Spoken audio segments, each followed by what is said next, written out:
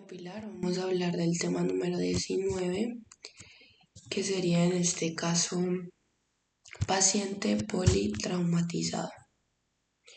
Entonces, vamos a hablar de tres conceptos principales o bases para poder comprender a qué hacemos referencia con este tema.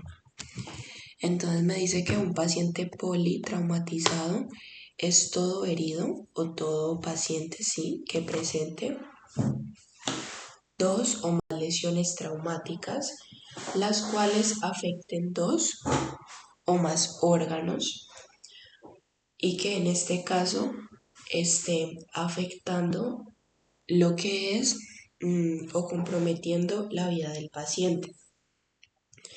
Entonces hablamos de un paciente politraumatizado que tenga dos o más lesiones traumáticas, las cuales afecten a dos o más órganos o sistemas y que en este caso estén comprometiendo la vida del paciente. Tenemos otro concepto que son los policontusionados o polifracturados. Aquí vamos a tener en cuenta de que la persona sí va a tener las lesiones traumáticas, pero en este caso no van a poner en riesgo su vida. Y tenemos finalmente lo que es el traumatizado grave.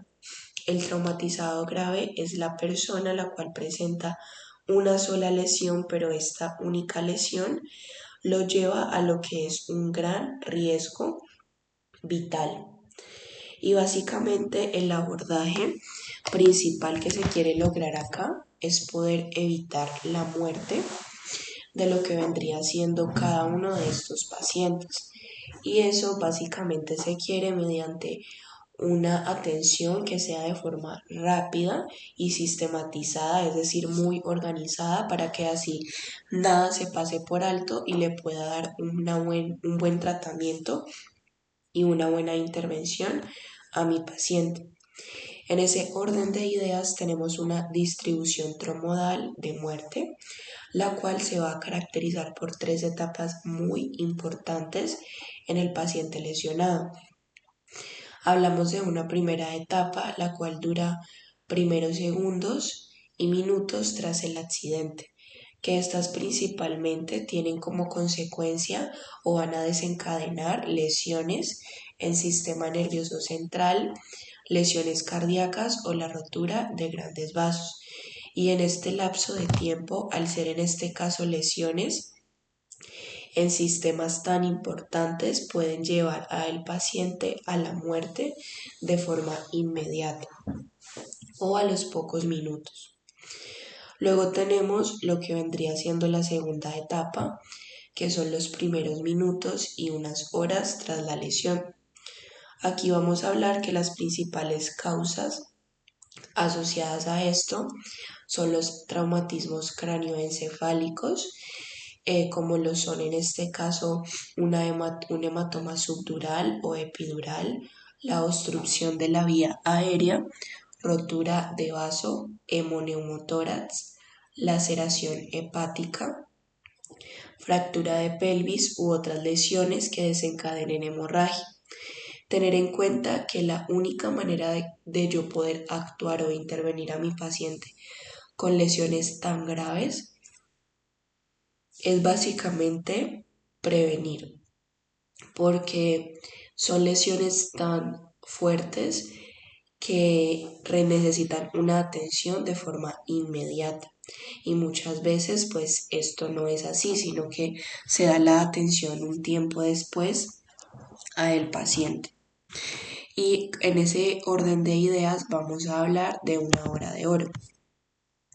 Esta básicamente va a consistir en lo que es el tiempo decisivo que va a transcurrir tras el accidente y el tiempo que pasa en el cual yo atiendo a la persona con ese accidente o con esa lesión grave.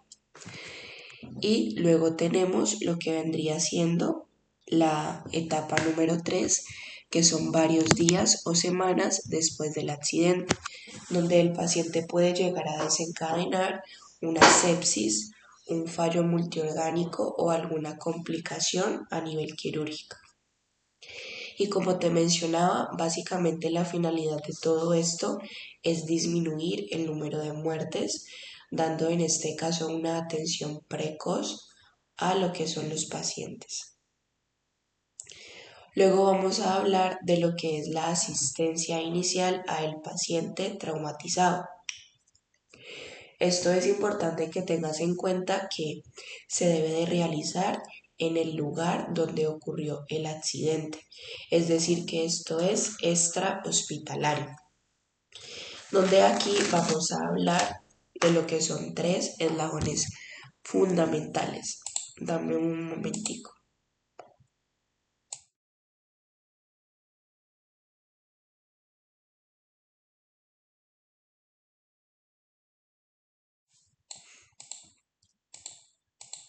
Listo.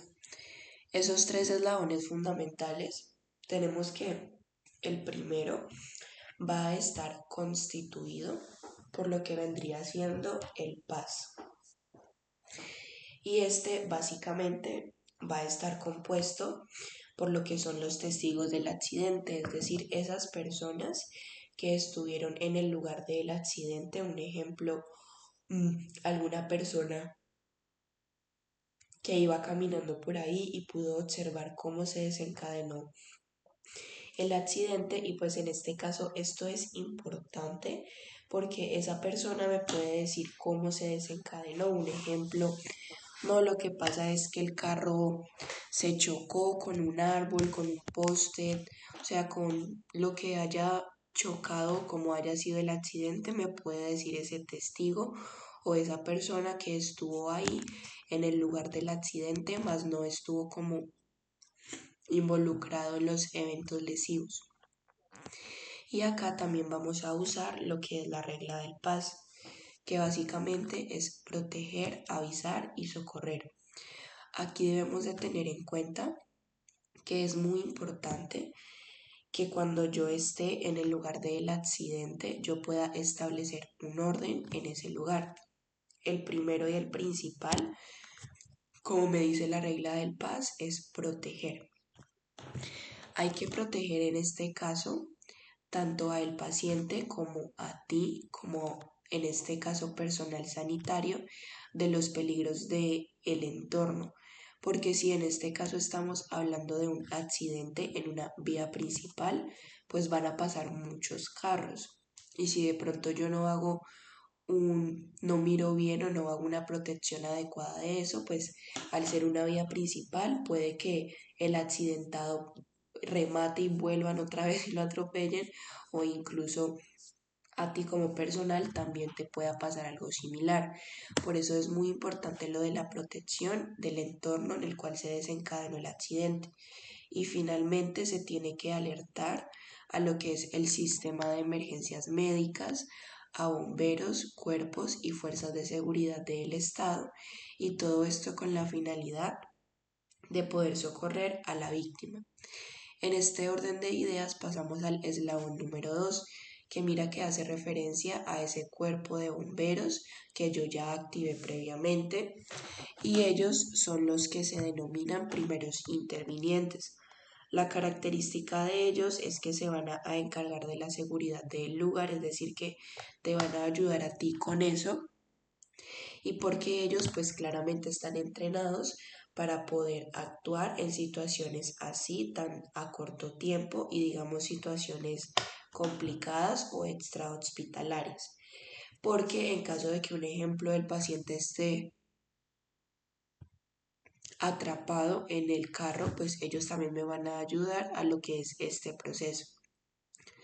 Tenemos luego el eslabón número 3, que básicamente es el personal de los servicios de emergencia, como lo es en este caso una unidad vital, móvil. También tenemos un helicóptero sanitario, ambulancias, y en este caso es importante porque ellas son las que me van a ayudar a confirmar que en este caso el acceso sea seguro a la zona, y van a valorar el número de personas o víctimas que estén que se afectaron durante el accidente. No solo eso, sino que también me van a dar una asistencia especializada del paciente mediante lo que son las maniobras de soporte vital, una buena inmovilización, y ellos son los encargados de trasladar al paciente a ese centro, en este caso hospitalario cercano, para que el paciente pueda ser tratado. Y finalmente, el eslabón número 4, ya hablamos de algo hospitalario, donde básicamente aquí el paciente pues va a rehabilitarse y se le van a tratar todas esas heridas o lesiones que desencadenó durante el evento traumático. En ese orden de ideas tenemos unos principios de la atención prehospitalaria, los cuales son muy importantes y debes de tenerlos muy presentes. Entonces, la verdad son varios, pero vamos a tratar de mencionar todos de forma adecuada. Entonces tenemos que como principios, lo primero es lo que ya veníamos hablando. Es muy importante que se garantice la seguridad del paciente y también del personal sanitario que está socorriendo a dicha persona. Y que para esto recuerda que tienes que valorar la escena, la situación, el lugar donde se desencadenó el accidente, y también importante tener una valoración de la cinemática del trauma. La cinemática del trauma es básicamente lo que me va a mí a decir cómo el paciente tuvo las lesiones que en este caso estoy observando. En este caso es cuando yo digo, ok, si el carro está de esta forma, posiblemente un ejemplo hipotético, si el carro está volcado, seguramente iba a tanta velocidad y chocó con un poste y eso desencadenó que se volteara. Bueno, la cinemática del trauma básicamente es eso, yo pensar cómo se desencadenó el accidente para así yo poder determinar por qué el paciente se le produjeron las lesiones que tiene. Importante en este caso, usar un enfoque de revisión primaria, porque este me ayuda a identificar de forma rápida cuáles son esas, en este caso, lesiones que realmente amenazan la vida del paciente traumatizado. También debemos de proporcionar un manejo adecuado de la vía aérea del paciente mediante la estabilización de la columna cervical. Ten en cuenta que siempre todo paciente se le sospecha, en este caso, lesión en la columna cervical hasta que se demuestre lo contrario. Se le tiene que administrar al paciente, en este caso, un soporte ventilatorio para, en este caso, mantener una saturación por encima del 94%, controlar hemorragias externas, proporcionar terapia básica al shock e importante poder mantener una buena estabilización de lo que es la columna cervical, poniéndole al paciente un inmovilizador. En los pacientes que tienen lesiones traumáticas muy severas, es importante trasladarlos a un hospital de forma rápida. Se tiene que iniciar la administración intravenosa de fluidos. Tibio se hace de forma tibia porque el paciente tiende a hacer hipotermia. Entonces, si yo se los administro tibios, me va a ayudar a mantener una buena temperatura. Se debe de realizar una evaluación secundaria de lo que es el paciente traumatizado, y básicamente todo esto se hace cuando los problemas, en este caso críticos, del paciente se han resuelto. Importante proporcionar lo que es un tratamiento para el alivio adecuado del dolor del paciente, y finalmente que a ese hospital al cual se va a trasladar al paciente se tiene que proporcionar la información necesaria. ¿Qué quiere decir esto? Que yo le diga paciente de 36 años, el cual tuvo un accidente de tránsito, iba en una moto, chocó con un poste, tiene signos vitales. Si me hago entender, como todas esas características que van a ayudar en este caso a ese hospital a poder darle un tratamiento de forma más rápida, ¿listo? Luego tenemos la valoración de la cena, que básicamente consiste en valorar esa seguridad, que mira que es muy importante. Luego ya pasamos a esa valoración primaria, que básicamente el objetivo de ella es poder descubrir las lesiones que pueden provocar la muerte del paciente al cabo de pocos minutos. Y entonces hablamos como lo es una obstrucción a la vía aérea, un neumotórax a tensión o una situación de shock. Por ende, aquí lo que se quiere es poder estabilizar al paciente accidentado. Y recuerda que todo paciente politraumatizado tiene sospecha de lesión a nivel de la columna hasta que se demuestre lo contrario. En ese orden de ideas, vamos a sospechar de lesión en la columna en todos los pacientes que estén inconscientes, ahogados, que tengan traumas por encima de la clavícula, los que se accidentan en una moto o en bicicletas. Sin embargo, el único dispositivo o elemento que me va a ayudar a mí a confirmar la lesión en la columna son las pruebas imagenológicas. Por eso es que tú debes de tratar de mantener al paciente en una posición alineada, neutra, es decir, que él esté alineado con lo que es la cabeza, el cuello y la columna. Y ahí también vamos a tener unos dispositivos que son unos inmovilizadores que ya los vamos a ver. Entonces, en ese orden de ideas, recordemos un poco lo que hemos hablado. Entonces, mencionamos tres conceptos base característicos, que es un paciente politraumatizado, un policontusionado y un traumatizado grave. El politraumatizado es el que presenta dos o más lesiones traumáticas, las cuales afectan a dos o más órganos o sistemas y en este caso ponen en riesgo o comprometen la vida del paciente.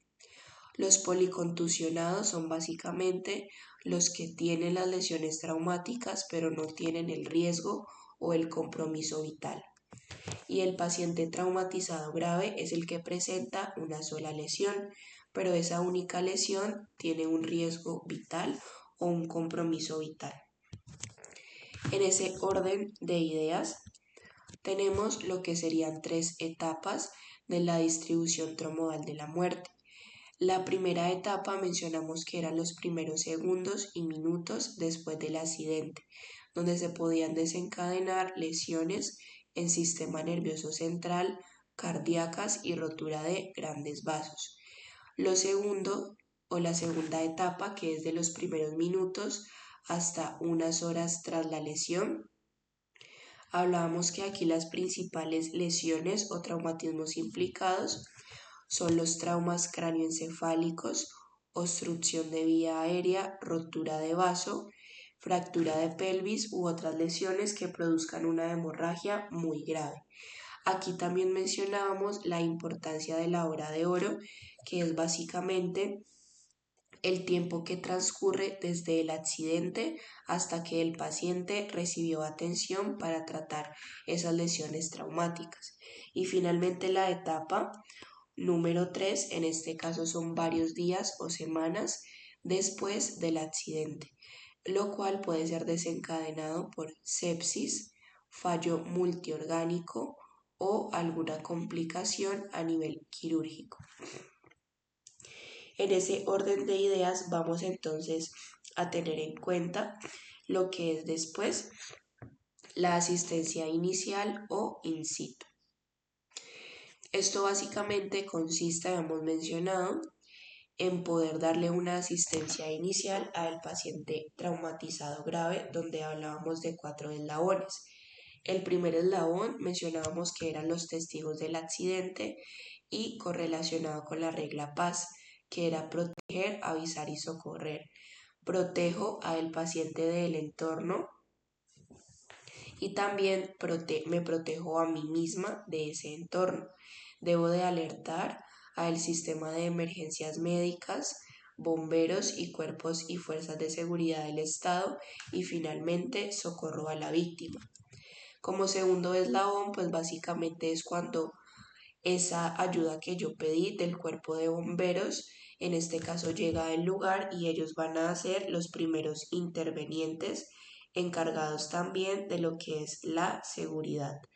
Luego tenemos el tercer eslabón, que básicamente es el personal de los servicios de emergencia, donde hemos mencionado que ellos son los encargados de dar una asistencia especializada, en este caso confirmar que sea un acceso seguro a la zona, valorar el número de víctimas y en este caso tener recursos adicionales que me ayuden con el tratamiento e intervención del paciente.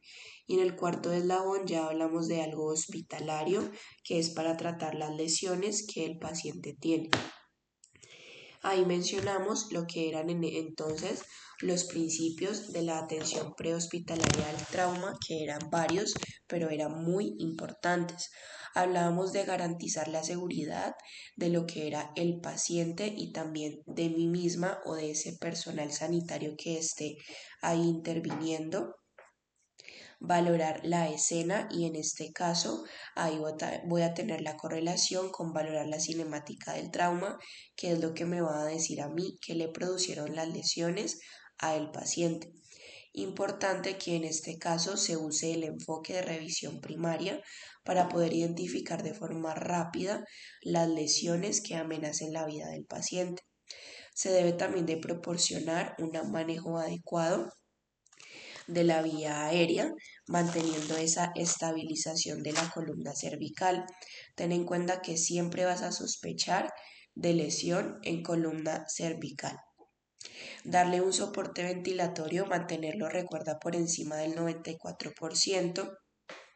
Controlar hemorragias externas significativas, proporcionar terapia básica de shock, donde vamos a hablar en este caso de la administración intravenosa de fluidos tibios.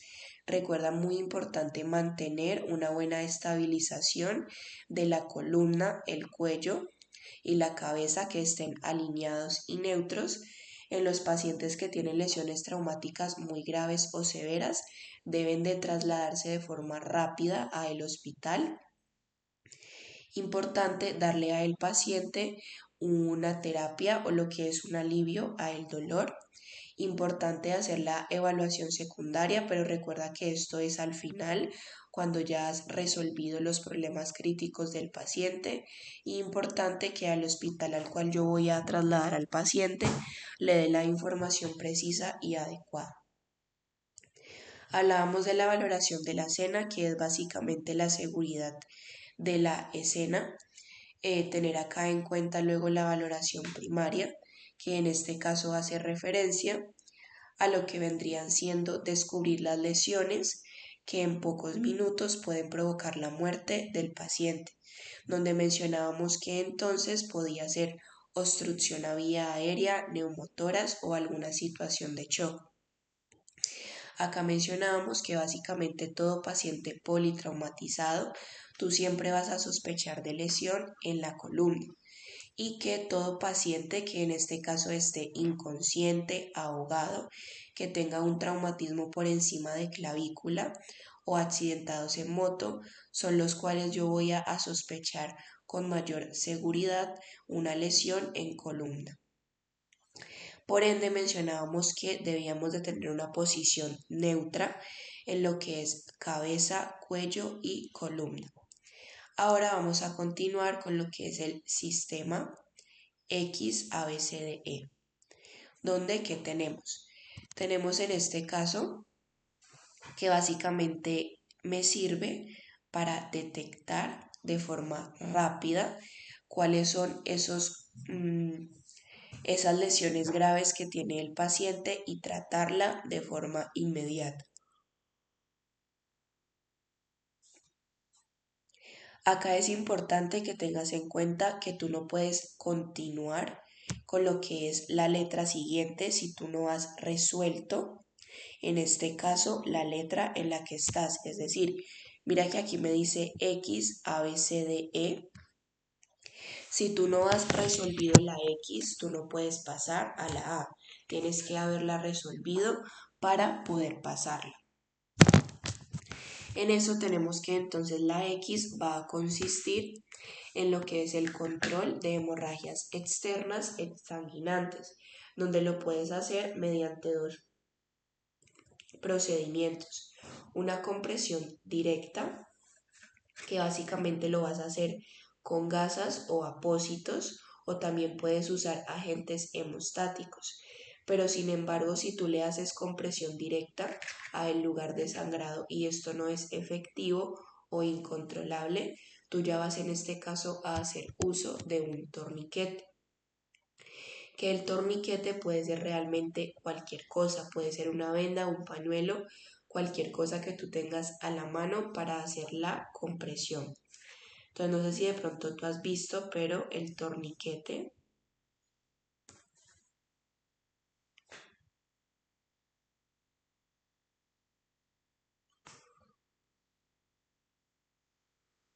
es básicamente como un elemento que se pone para causar compresión de lo que es ese vaso sanguíneo y que no siga sangrando.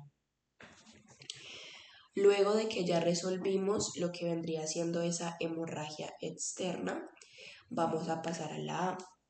La A va a estar correlacionada con una estabilización cervical y con un control de lo que es la vía aérea. Acá lo importante o la prioridad es poder mantener la vía aérea permeable, manteniendo una buena estabilización cervical.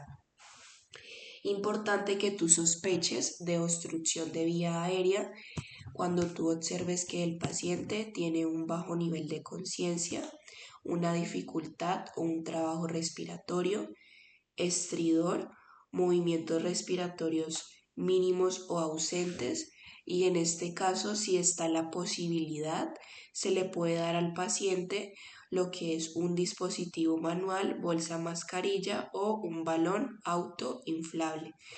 Importante mirar si la vía aérea está en este caso permeable, si el paciente habla o no, pues me puede indicar si está permeable.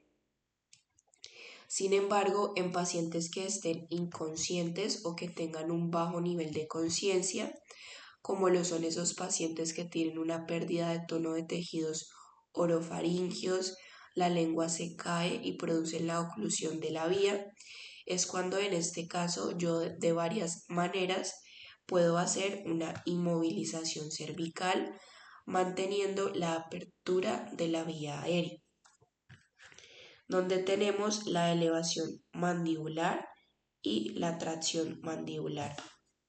Entonces tenemos la elevación mandibular.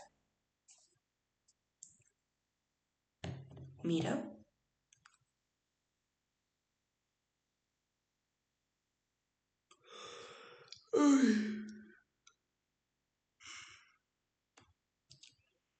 Mira entonces básicamente cómo se hace.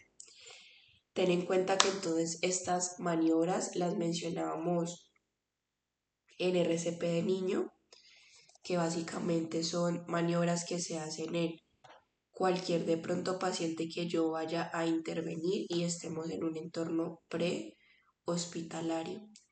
Entonces mencionando que básicamente la elevación mandibular va a consistir en que básicamente se va a poner una mano en lo que vendría siendo la frente del paciente y con la otra vas a tomar la mandíbula con lo que es el dedo pulgar o uno de los dedos que están usando en la imagen.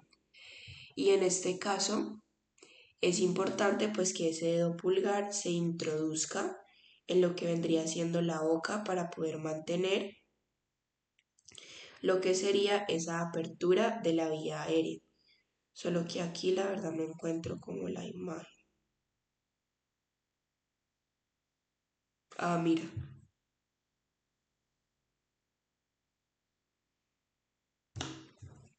Ajá, y que en este caso tienes que realizar lo que sería una elevación del mentón y una apertura de la boca.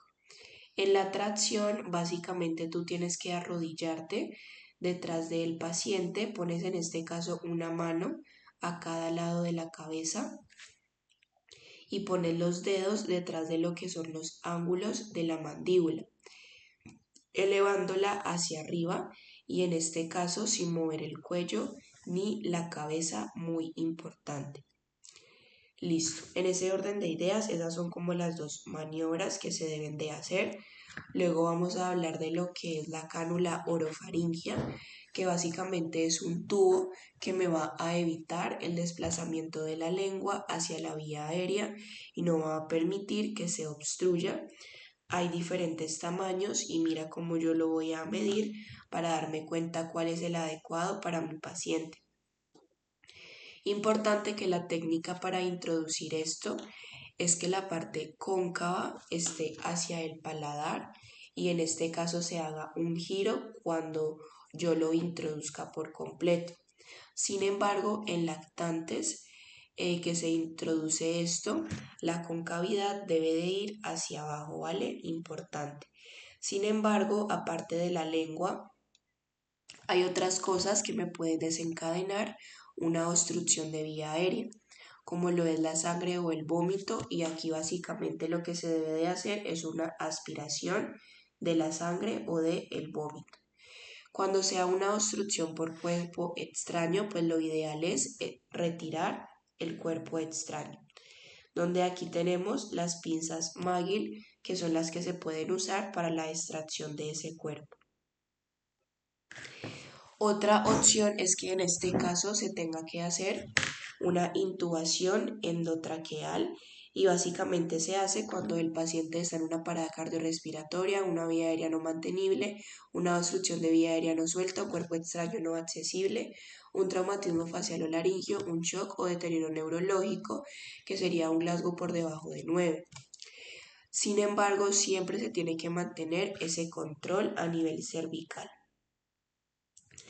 Tenemos que en este caso, para facilitar lo que es la intubación, tenemos la maniobra de Brut, que es básicamente la presión sobre el cartílago tiroides hacia atrás, arriba y a la derecha, y esto va a permitir que en este caso yo pueda poder intubar al paciente de forma más fácil, como observamos aquí. Listo. Luego tenemos que en este caso es importante que como estamos en un ambiente extrahospitalario, tú al paciente le quites el casco para poder hacerle un buen control de la vía aérea o darle una buena ventilación. La única, en este caso, contraindicación en donde tú no debes de quitarle el casco al paciente es que tú no sepas cómo hacerlo, porque si tú no sabes cómo hacerlo puedes causarle una lesión mucho más grave. Es importante en este caso ponerle al paciente un collarín o lo que es un inmovilizador lateral, ¿vale? Entonces vamos a ver el collarín.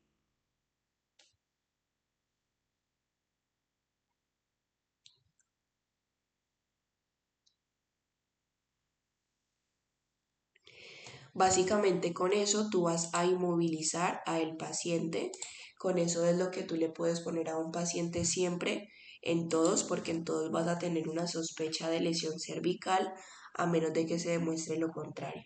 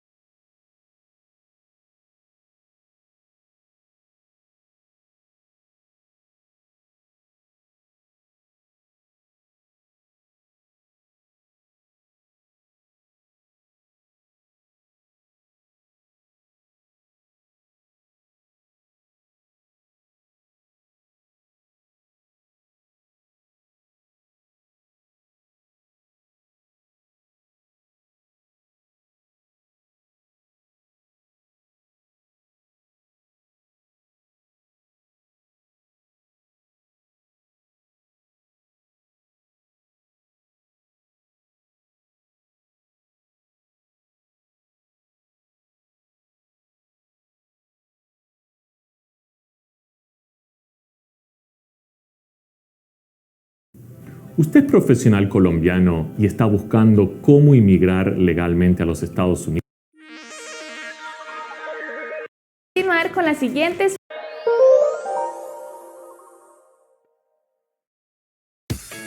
Primeros auxilios básicos. Al estudiar y aplicar los contenidos de este curso, usted será capaz de aprendizaje. Paso 1. Determinar el estado de conciencia de la persona afectada. Palmotear suavemente los hombros y decir con voz fuerte. ¿Está usted bien?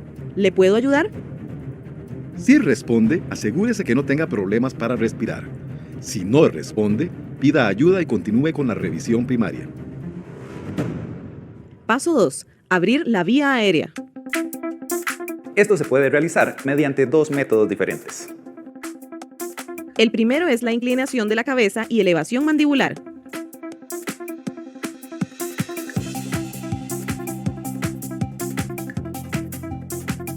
El segundo es el método de tracción o empuje mandibular.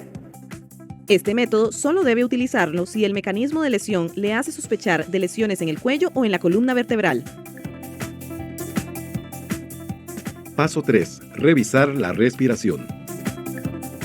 Acerque su cabeza a la cara de la persona afectada, con su visión hacia el tórax de ella. Coloque su oído cerca de la boca y nariz de la persona afectada. Este procedimiento no debe durar más de 5 segundos. Una vez en esta posición, vea los movimientos asociados a la respiración. Fundamentalmente, la elevación del tórax. Oiga la salida del aire a través de la boca y la nariz. Sienta el golpe del aire expirado en su mejilla.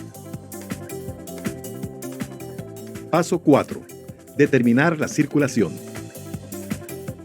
Averigüe si la persona afectada tiene pulso arterial, colocando los dedos índice y medio en el seno carotídeo en los adultos y niños, el cual se ubica del cricoides o manzana de Adán 2 centímetros hacia atrás y hacia arriba. Oprima un poco para sentir el pulso carotídeo. Identifique sangrados externos importantes, o bien objetos incrustados en alguna parte de su cuerpo. Revisión secundaria.